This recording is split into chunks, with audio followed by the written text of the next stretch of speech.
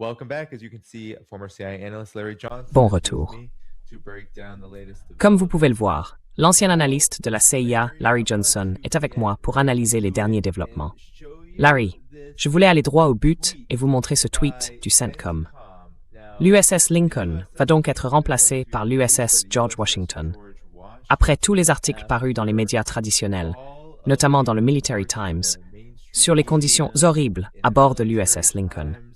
Vous en avez parlé ici même dans cette émission. Les gens devraient donc aller voir ça après l'émission, dans notre dernier direct. Mais voici ce qu'a déclaré le CENTCOM. L'USS Abraham Lincoln a maintenu l'un des taux de réengagement de l'équipage les plus élevés de tous les porte-avions de la marine américaine.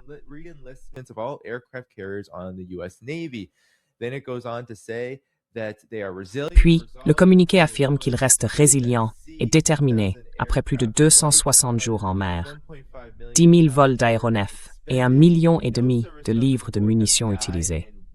Aucun militaire à bord n'est mort, et un marin tombé par-dessus bord, le 3 août, a été rapidement localisé et récupéré sain et sauf. Donc, tout cela est présenté comme des fake news, ce qui a été rapporté sur l'USS Lincoln. Et cela intervient dans un contexte d'épuisement plus large, non seulement du moral des marins et du personnel américain, mais aussi du matériel militaire, Larry. Alors, que pensez-vous de cette réponse du CENTCOM, de cette soi-disant vérification des faits? Ils ont même dû reconnaître que quelqu'un était bien tombé par-dessus bord. Évidemment, ils n'ont pas dit pourquoi, ni comment. Oui, il a glissé. Il a glissé. Il a glissé de cette grande ville jusque dans l'eau. Mais Larry, qu'en pensez-vous? Larry, your thoughts on this? It's bullshit. It's a lie. Look. C'est des conneries. C'est un mensonge. Écoutez, je suis en contact là avec 3 mères différentes, 2 marins et la mère d'un marine. Ils ont été sur des navires différents. L'un était sur le Tripoli, l'un sur le Lincoln, l'un sur le Boxer. Ils racontent tous la même histoire. Ce n'est pas limité à ce navire. C'est un problème dans toute la Navy. Et pour le CENTCOM, en gros, ce sont des fake news. Mon cul, c'est des fake news. Les seules fake news ici, ce sont les démentis du CENTCOM qui disent « Oh, tout va très bien, le moral ne pourrait pas être meilleur. » C'est tout l'inverse. Et vous savez, écoutez, les soldats, les marins, les marines, ils se plaignent. Soldiers, sailors, Marines, they complain. Enlisted personnel, that's, comes with the territory. Vous savez, pour les militaires du rang, ça fait partie du métier. Là, on parle d'autre chose. Et c'est pas limité à la marine. C'est le cas dans l'ensemble des forces armées. Après 25 ans à mener, je cite, des guerres contre le terrorisme, et après de multiples déploiements opérationnels, des déploiements de combat, nous avons poussé notre armée jusqu'au point de rupture. Il y a des faits irréfutables qu'il faudrait mettre sous le nez du CENTCOM. Premièrement, depuis 2001, on compte 147 000 morts, et bientôt 148 000 les soldats, les marins, les marines et les aviateurs par suicide. There have been 147,000, now approaching 148,000 deaths from among soldiers, sailors, Marines, airmen for suicide. That is a larger number than the combined. C'est un chiffre plus élevé que le total des morts au Vietnam, dans le conflit coréen et dans toutes les autres petites guerres de merde dans lesquelles les États-Unis se sont engagés depuis leur départ du Vietnam en 1975. Alors réfléchissez-y. En fait, le nombre de personnes mortes par suicide est supérieur au nombre de morts sur le théâtre européen, en Europe et en Afrique du Nord, pendant la Seconde Guerre mondiale. Réfléchissez-y. C'est donc un nombre considérable de victimes.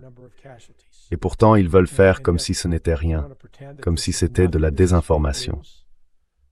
Alors en novembre dernier, le 25 novembre, le secrétaire à l'armée, Dan Driscoll, lui-même ancien ranger de l'armée, a donné l'ordre à tous les officiers et sous-officiers, vous savez, les sergents, de procéder à des vérifications quotidiennes, pas de temps en temps, tous les jours, auprès des soldats placés sous leur commandement. On the soldiers under their command. So That would mean like in a company of 150 soldiers. Donc ça voudrait dire que dans une compagnie de 150 soldats, disons que cette compagnie est divisée en 4, disons 5 pelotons, avec 30 soldats par peloton. Ça voulait donc dire que, pour chaque peloton, le sergent-major avait pour mission de superviser l'ensemble. Chacun des sergents-chefs de ces pelotons devait aller s'assurer que les soldats et les caporaux sous son commandement ne se suicidaient pas. Ils ont donné un ordre en ce sens. On ne donnerait pas un tel ordre si ce n'était pas un problème. Le Cybercommand vient de reconnaître ou a été révélé comme ayant eu plusieurs suicides, je crois 5 ou 6, en un seul mois parmi son personnel. Et on ne parle pas de gamins en première ligne en train de tirer des balles dans la tête des gens.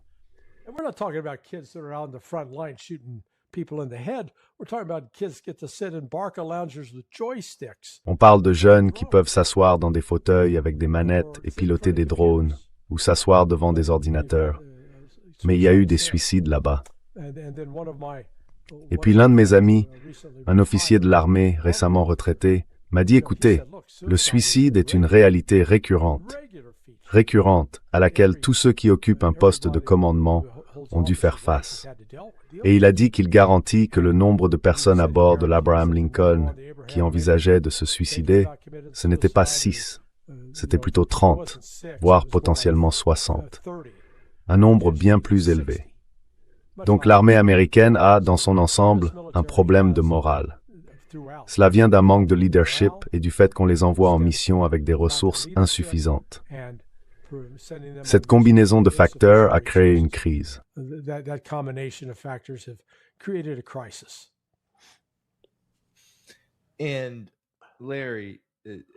Et, Larry, ce que vous venez de dire est également confirmé par d'autres personnes qui sont aussi en contact avec des familles.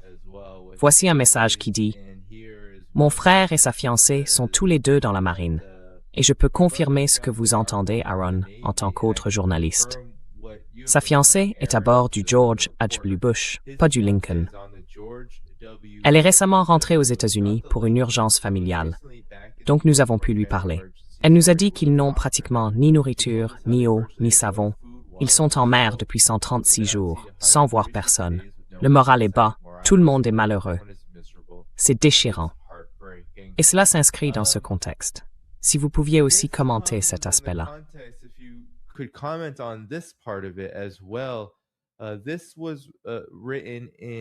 C'était écrit dans TRT, un média turc. Comment la guerre contre l'Iran fait peser un coût croissant sur l'armée américaine. Cela va de soldats épuisés à bord de navires de guerre déployés, aux pressions grandissantes sur les stocks d'armes, la production de munitions et les dépenses du Pentagone. Beaucoup de ces problèmes ont atteint un point critique pendant la guerre contre l'Iran. Larry, à quel point la crise que traverse l'armée américaine est-elle grave, notamment par rapport à cette guerre en Iran? Certains ont souligné que Trump cherche peut-être une porte de sortie, une voie de désescalade. Mais il y a clairement des forces importantes, à la fois à Washington et bien sûr à Tel Aviv, qui ont d'autres idées.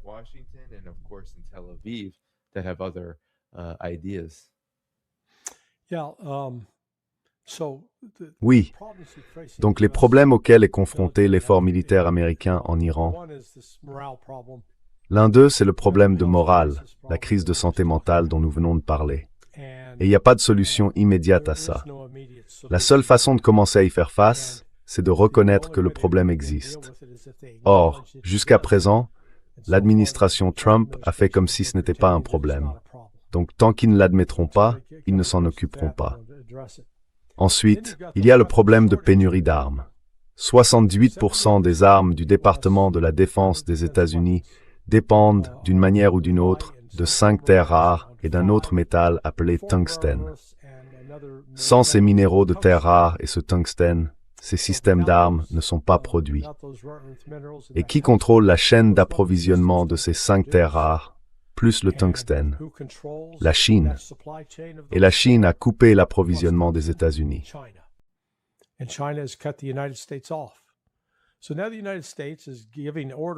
Alors maintenant, les États-Unis donnent des ordres à tous ces sous-traitants de la défense pour qu'ils fournissent les nouvelles armes, augmentent leur production, et il leur donne plus d'argent.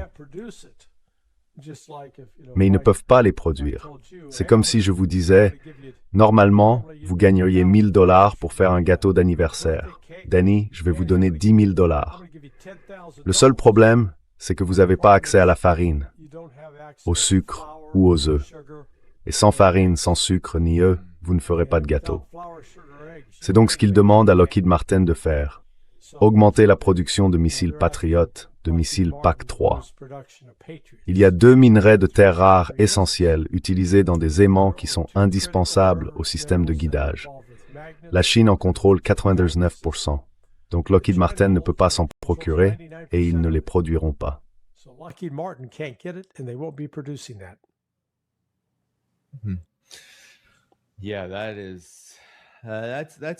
Oui, c'est incroyablement grave. Et du côté iranien, peut-être pouvez-vous nous aider à comprendre. Il y a eu tellement d'annonces de la part de l'Iran. C'est assez stupéfiant quand on remet tout cela en perspective. La première, c'est que l'Iran a modernisé l'ensemble de ses stocks de missiles, toutes les versions de ces missiles, pour leur permettre d'échapper aux défenses aériennes, en particulier grâce à une trajectoire très basse. Autrement dit, juste avant de frapper, le missile change rapidement de trajectoire. Pouvez-vous expliquer comment ils ont fait cela? Et puis, au même moment où ils ont fait cette annonce, ils ont aussi déclaré, selon leur commandant, M. Nagdi, avoir produit davantage de missiles depuis le début de cette guerre qu'ils n'en ont tiré. Ce qui choque Israël, en particulier Tel Aviv, comme l'a relevé le Jerusalem Post. Alors, qu'en pensez-vous? Comment l'Iran a-t-il fait cela? Et est-ce que cela s'inscrit dans une sorte d'incroyable erreur de calcul de la part des États-Unis et d'Israël?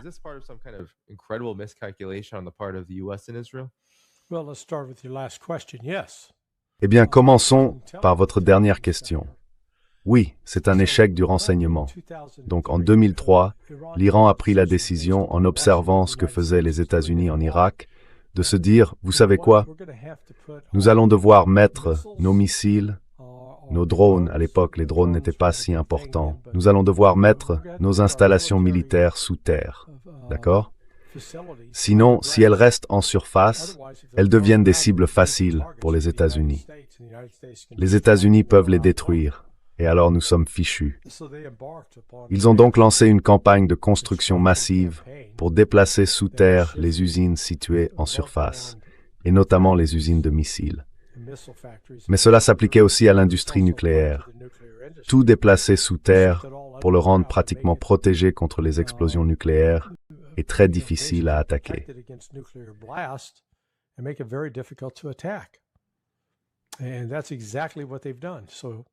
Et c'est exactement ce qu'ils ont fait. Donc maintenant, ils en sont capables. Et ils l'étaient déjà au tout début de la guerre, le 28 février, pendant les 6 premières semaines de cette guerre. Ils ont pu continuer à produire des missiles sous terre. Ensuite, ils n'avaient pas à s'inquiéter de faire remonter les missiles à la surface pour les tirer, parce qu'ils pouvaient les lancer depuis le sous-sol, depuis des tunnels cachés ou des silos dissimulés. Donc l'Iran, comme l'a reconnu le renseignement israélien, se reconstruit. Et ils vont, je pense que même Israël l'admet. Ils disent qu'ils auront retrouvé, d'ici l'année prochaine, la puissance qu'ils avaient avant le 28 février. Ils l'ont peut-être déjà retrouvée, ou alors ce sera le cas au plus tard, d'ici novembre. Donc l'Iran est militairement équipé et capable de riposter à toute action que les Israéliens ou les États-Unis décideraient de lancer.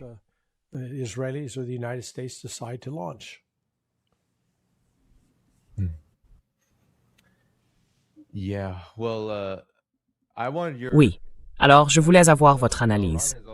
Vous savez, l'Iran a aussi indiqué qu'il allait désormais passer à une forme d'offensive contre les États-Unis, afin d'obtenir ce qu'il a exigé de Washington, notamment dans l'accord signé, le protocole d'accord, que les deux parties sont censées respecter en ce moment, mais que les États-Unis, eux, ne respectent pas.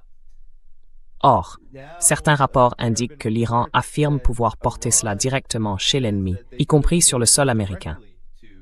Qu'est-ce que cela peut vouloir dire, exactement? Car bien sûr, les États-Unis aiment présenter l'Iran comme une sorte de terroriste, comme un État terroriste. Trump le dit tout le temps, n'est-ce pas? 47 ans, tous ces différents événements, ces attentats terroristes, tout, c'est l'Iran. C'est toujours l'Iran, même si tout cela n'est pas le fait de l'Iran. Mais l'Iran dit aussi qu'il a les capacités de mener une guerre qui frapperait directement les États-Unis. Qu'est-ce que cela signifie si ce n'est tomber dans le récit de Trump et de l'establishment?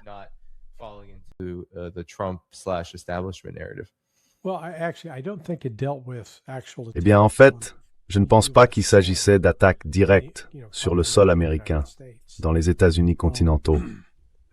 Je pense que les Iraniens faisaient référence, du moins lorsque j'ai entendu le général Naqvi s'exprimer, aux intérêts économiques américains dans la région. Donc je pense qu'ils viseraient ces intérêts-là, parce que l'Iran ne peut pas facilement frapper les États-Unis eux-mêmes. C'est l'un des problèmes ou l'un des avantages dont disposent les États-Unis. Leur situation géographique les rend difficiles à attaquer. La seule façon dont il serait facile de les attaquer, ce serait si le Canada et le Mexique passaient sous le contrôle total d'un gouvernement qui voudrait nous attaquer, ou s'ils décidaient eux-mêmes de nous attaquer. Donc l'Iran reconnaît qu'il peut nuire aux intérêts économiques américains à travers le monde. Il lui est bien plus facile de frapper les États-Unis en Asie et en Afrique que de se soucier de traverser le Pacifique pour atteindre, disons, San Francisco, l'Oregon ou l'État de Washington.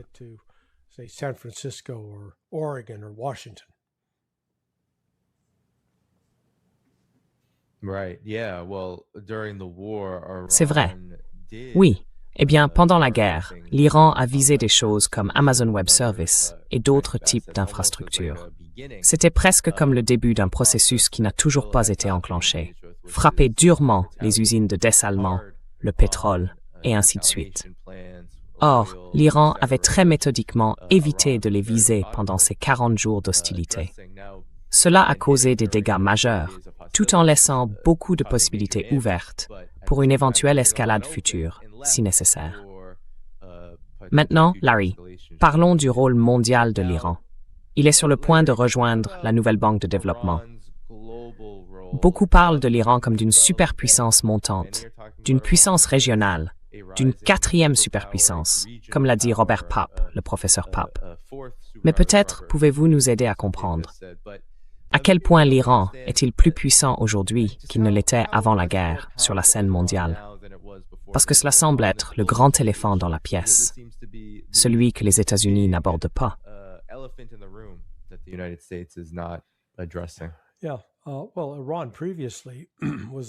Eh bien, auparavant, l'Iran était isolé.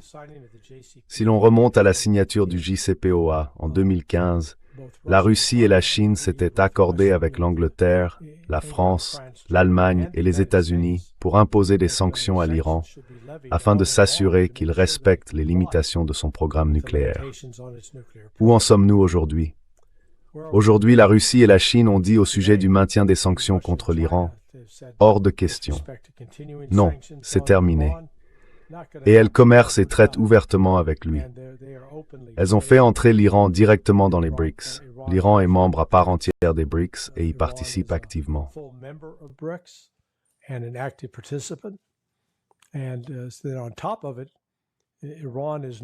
Et en plus de ça, l'Iran n'est plus isolé économiquement comme il l'était auparavant.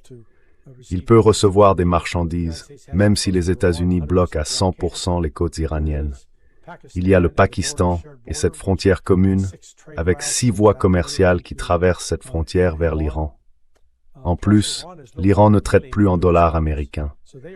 Il transfère donc toutes ses activités commerciales hors de la sphère du dollar américain, vers celle du renminbi, la monnaie chinoise. Et s'il vend aux Russes, il échange des roubles contre sa propre monnaie. Donc, ils évoluent vers davantage d'indépendance, pas davantage de dépendance.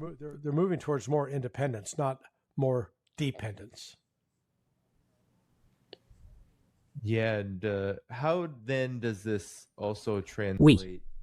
Et comment ça se traduit-il aussi dans la capacité de l'Iran à gagner cette guerre économique, qui, selon les États-Unis, est désormais l'objectif principal? Vous avez probablement vu J.D. Vance dire que la priorité numéro 1, c'est de faire baisser les prix du pétrole. Ça ne marche pas très bien, mais selon J.D. Vance, c'est la priorité numéro 1.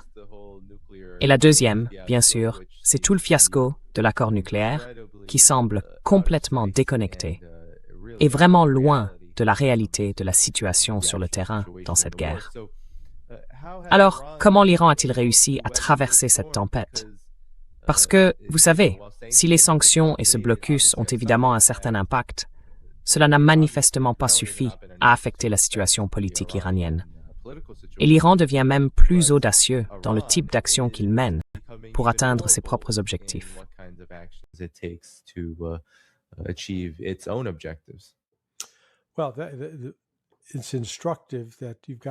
C'est révélateur d'entendre Bessant dire aujourd'hui « Oh là là, la semaine prochaine, on va vraiment frapper l'Iran avec des sanctions jamais imaginées auparavant. » Mais alors, les sanctions passées, c'était quoi? Juste symbolique? Il ignore le fait que l'économie iranienne est de moins en moins intégrée à l'Occident, et non de plus en plus intégrée à l'Occident. Ils vont peut-être essayer de punir tout pays qui entretient des relations avec l'Iran. Et les principaux concernés seront la Russie et la Chine. Elles diront aux États-Unis d'aller gentiment se faire foutre. Donc, ce genre de déclaration de Bessent montre que les États-Unis sont en mode désespoir.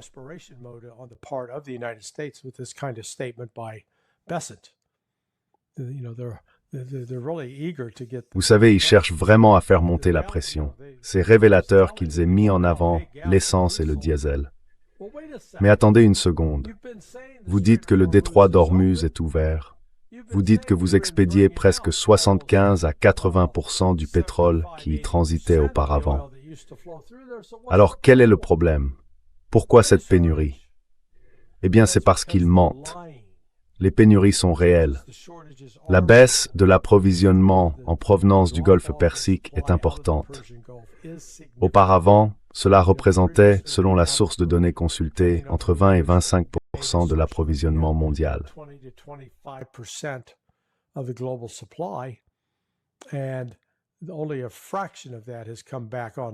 Et seule une fraction de cela a été remise en service, si tant est que ce soit le cas.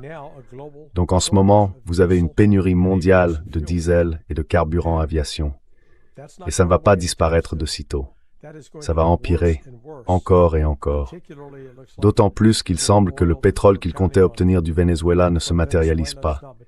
Et le Canada, qui était autrefois un fournisseur majeur du pétrole brut soufré nécessaire pour produire du diesel et du carburant aviation, dit aux États-Unis d'aller se faire voir. Il va commencer à vendre à la Chine. Donc aux États-Unis, nous vivons au bord d'une crise énergétique et financière majeure.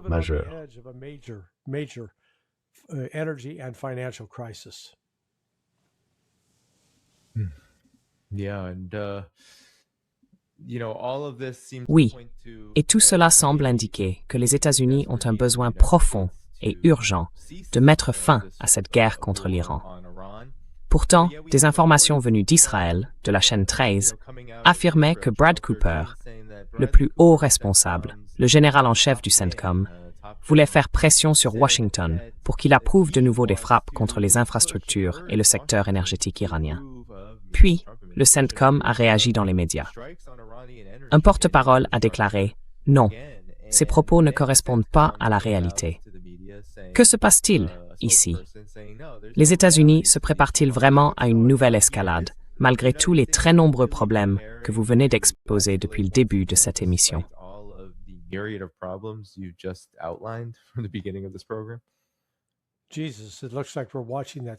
Bon sang, on dirait qu'on regarde ce sketch de Saturday Night Live avec Will Ferrell et Christopher Walken. Vous savez, celui où Ferrell faisait semblant d'être membre de Blue Oyster Cult. Il joue, et lui, il continue. Il joue de la cloche à vache. Et Walken n'arrête pas d'arriver en disant « plus de cloche à vache ». C'est ce qu'il nous faut. Davantage de cloches à vache. Bradley Cooper joue donc maintenant Christopher Walken, qui réclame encore plus de cowbell.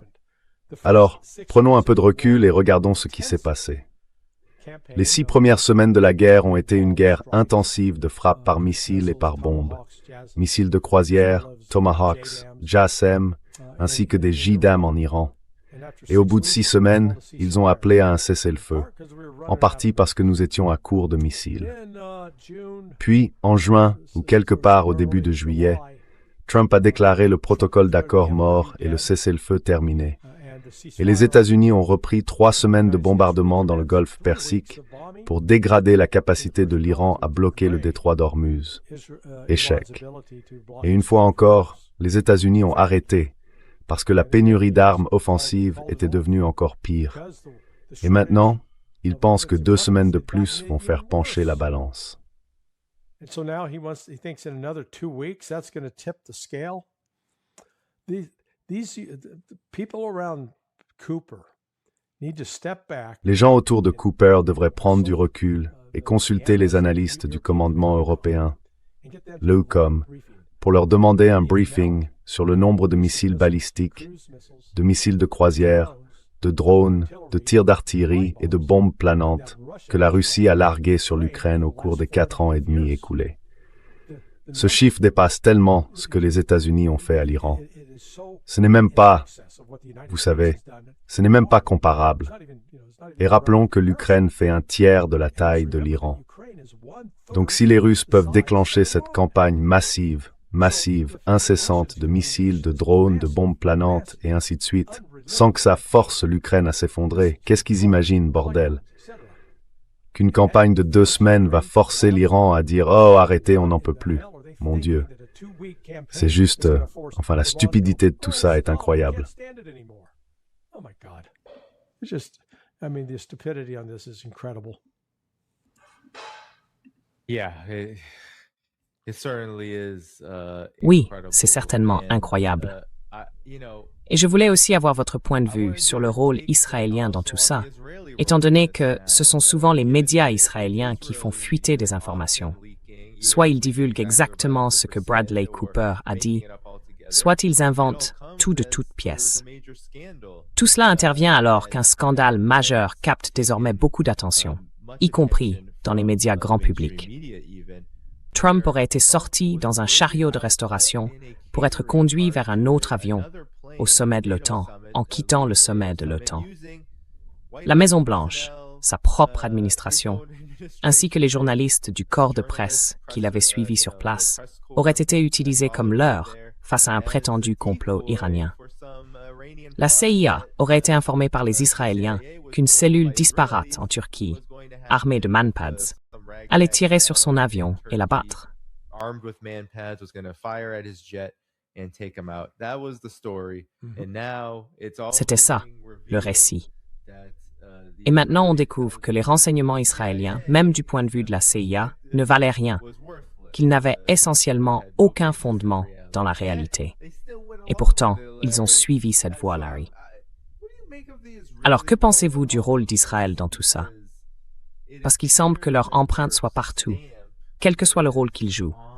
Un rôle de direction, un rôle de coopération, ou peut-être même un rôle moteur. Qu'en pensez-vous? Or maybe a leading role. Your thoughts? Yeah, no, they figured. Oui, non, ils ont trouvé un moyen d'essayer de pousser Trump à agir contre l'Iran, le convaincre que l'Iran tente de l'assassiner. Quel lâche. Convince Trump that Iran is trying to assassinate him. Yeah, what a coward. Donald Trump is a bona fide coward. Donald Trump est un vrai lâche parce qu'ils ont, je cite, fait face à cette menace. If I'm the head of the Secret Service Bon, d'accord. Premièrement, si je dirige la délégation des services secrets et qu'on reçoit ce renseignement, d'accord. Il y a un type qui va essayer de lancer un missile solaire contre l'avion au décollage. Premièrement, vous contactez immédiatement les services de sécurité turcs. D'accord, les gars, il faut établir un périmètre autour de l'aéroport. Et dans ce périmètre, vous patrouillez. Vous cherchez à savoir s'il y a quelqu'un qui traîne avec un missile solaire. Il y avait donc un moyen de sécuriser la trajectoire de décollage contre un tel missile. L'avion est censé avoir des contre-mesures à bord. Il peut larguer des leurres et d'autres dispositifs pour détourner un missile solaire, surtout s'il est guidé par la chaleur.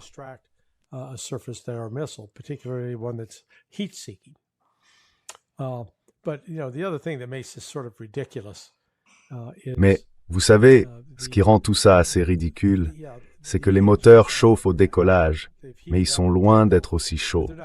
Ils ne dégagent pas la même signature thermique qu'à l'atterrissage, parce qu'ils volent déjà depuis un certain temps, et que cette chaleur s'accumule avec le temps, même s'ils traversent de l'air froid. Donc essayer d'abattre un avion au décollage, ce n'est pas, vous savez, une mission impossible. Mais ce n'est tout simplement pas optimal. Vous savez, du point de vue de la sécurité, il y avait beaucoup de choses qu'ils auraient pu faire pour le sécuriser. Ils ne l'ont pas fait. Alors il faut se demander pourquoi. Pourquoi? Et puis, comme vous l'avez dit, il a laissé le reste de son équipe à bord pour servir d'appât. Vous savez, je ne sais pas si vous avez vu l'un des films parodiques qu'il a fait. On y montrait qu'ils avaient veillé à ce que Melania reste à bord.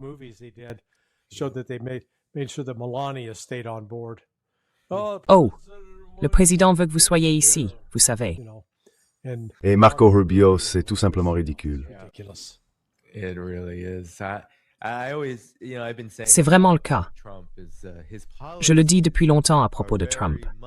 Ses politiques s'inscrivent largement dans la continuité de celles de ses prédécesseurs. Il y a en réalité très peu d'écart, sauf qu'il fait les choses de manière plus intense, en escaladant, par exemple, certains types de guerres. Mais au final, on retrouve beaucoup des mêmes choses, davantage de la même chose que sous les administrations précédentes. À ceci près qu'il y aura une humiliation bien plus ouverte, ainsi que des comportements assez étranges et peut-être sans précédent. À mon avis, cela ne fait qu'aggraver la crise. Et cela fait aussi que, je pense que cette crise du moral dans l'armée se reflète également dans la population en général. Les gens en ont vraiment assez. Ils sont très fatigués des conséquences de cette guerre.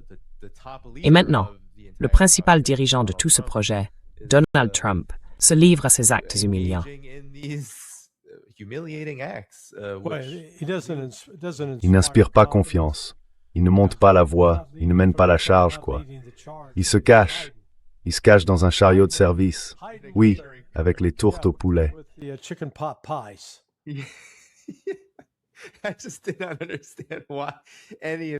n'ai tout simplement pas compris pourquoi tout ça devait arriver.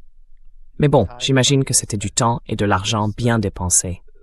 Larry, peut-être qu'on peut consacrer la fin de cette émission à cette question. Comment cette guerre contre l'Iran a-t-elle changé le paysage géopolitique mondial?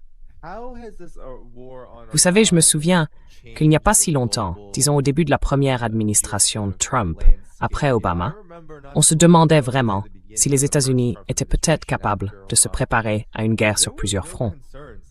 Un déploiement massif autour de la Russie, un déploiement massif autour de la Chine.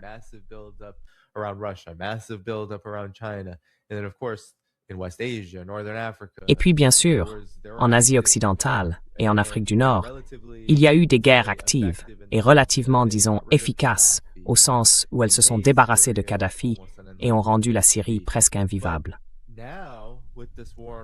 Mais aujourd'hui, avec cette guerre contre l'Iran et tout ce qui s'est passé avant, jusqu'à la situation où nous en sommes maintenant, est-ce que la Russie et la Chine se retrouvent en particulier davantage, je suppose, confortées dans leur propre position et peut-être moins préoccupées par la menace des États-Unis qu'elles ne l'étaient dans les années précédant cette guerre?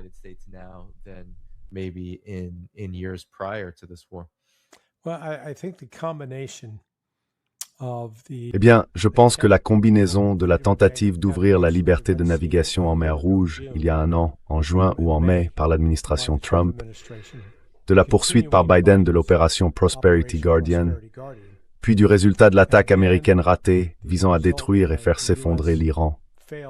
Ça a été, je l'appelle, le moment du magicien d'Oz, quand le grand et puissant Oz s'est révélé n'être qu'un vieux prédicateur alcoolique, ivre et itinérant, venu du Kansas. Autrement dit, auparavant, il subsistait encore, je pense même en Russie et en Chine, une sorte de conviction selon laquelle les États-Unis avaient davantage de profondeur stratégique, constituaient un adversaire bien plus redoutable, disposaient d'une technologie beaucoup plus avancée et avaient quelques tours secrets qu'ils pouvaient sortir de leur sac.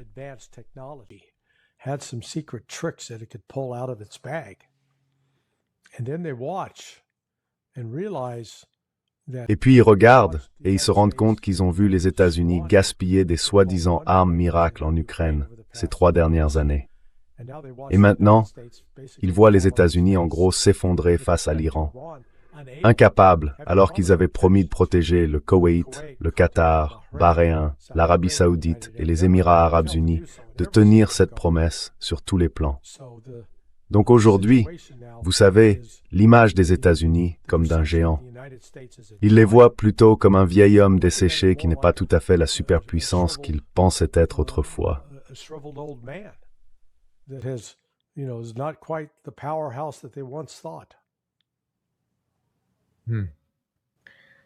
Et maintenant, l'Iran dit qu'il passe à l'offensive, et la Russie a laissé entendre qu'elle est prête à aller plus loin et à s'enfoncer davantage dans sa campagne contre l'Ukraine et l'OTAN. Quant à la Chine, elle semble être dans une position très favorable sur les plans technologiques, économiques et militaires. Mais voyez-vous ces pays adopter à l'avenir une posture encore plus offensive, en se disant que c'est peut-être le moment de tirer parti de ce que vous venez d'évoquer, à savoir l'état décrépit de l'Empire.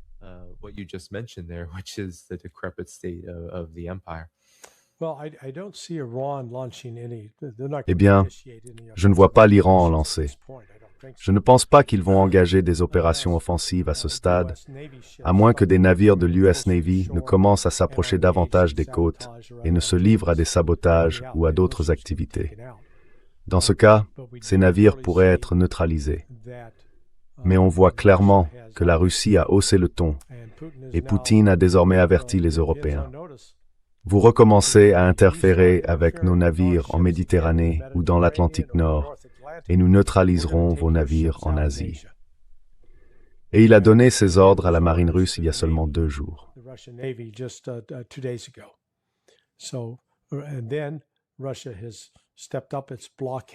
Et puis la Russie a renforcé son blocus d'Odessa et de Nikolaïev, 2 ports essentiels sur la mer Noire. Cela coupe pratiquement à l'Ukraine son accès à la mer Noire, ainsi que son accès aux importations étrangères d'armes et à d'autres produits essentiels pour son industrie. Et cela l'empêche d'exporter le moindre grain. Donc la Russie ne s'est pas contentée d'accroître la pression économique sur l'Ukraine. Je veux dire, on est passé d'un petit feu à une explosion nucléaire en termes d'intensité de la pression qu'ils exercent désormais sur l'Ukraine. Et puis, il y a ce qui se passe sur le terrain militaire. Les frappes de missiles à Kiev contre des sites logistiques et industriels essentiels, ainsi que les attaques contre les unités ukrainiennes tout le long de la ligne de contact en Ukraine.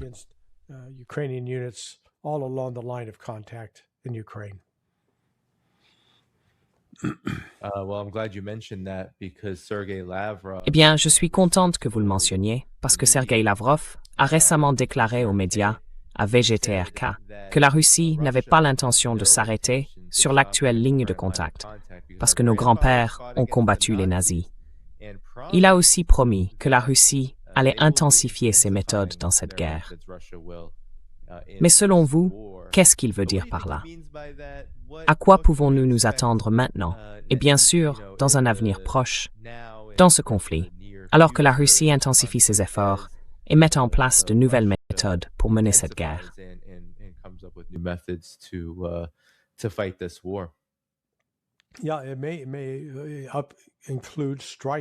Oui, cela peut inclure des frappes contre des cibles dans des pays de l'OTAN qui apportent clairement un soutien matériel à l'Ukraine, notamment en armes et en drones.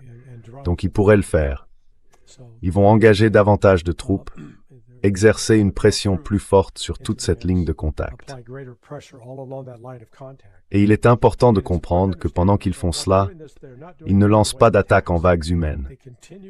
Ils continuent de combiner des tirs d'artillerie, des frappes de missiles, des frappes avec des bombes planantes.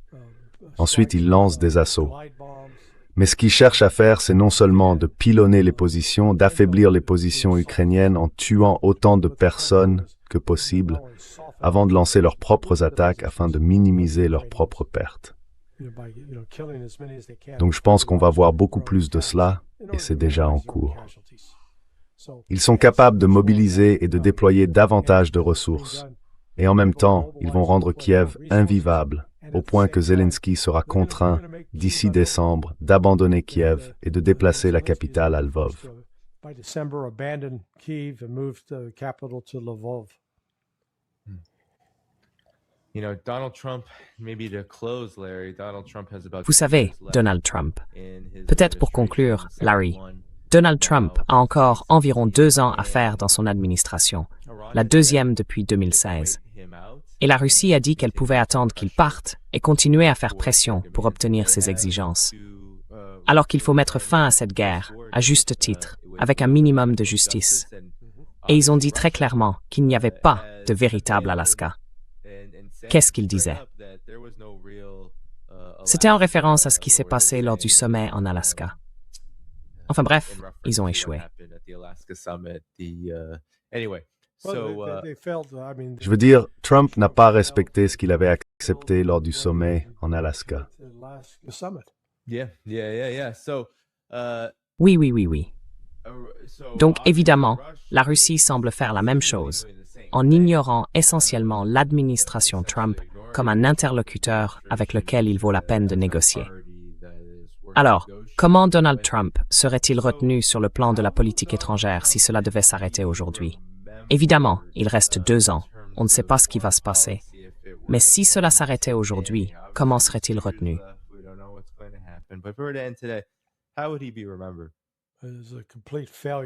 C'est un échec total. Quelqu'un qui a mis l'Amérique en danger, qui ne l'a pas rendue plus sûre ni plus forte. Il a affaibli l'Amérique, ruiné l'image de l'Amérique dans le monde, et il est en train de devenir le Herbert Hoover du XXIe siècle.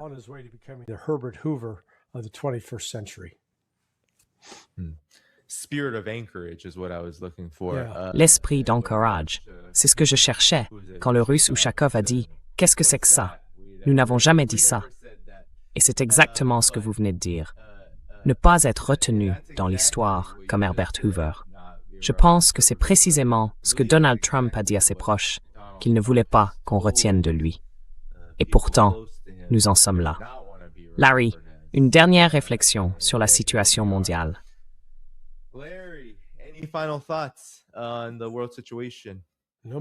Non, mon ami, j'aimerais que ça s'améliore. Mais la bonne nouvelle pour vous, c'est que vous aurez toujours quelque chose à raconter dans un avenir prévisible.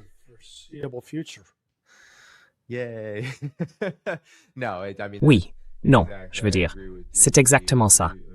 Je suis d'accord avec vous. On espère que ça ira mieux.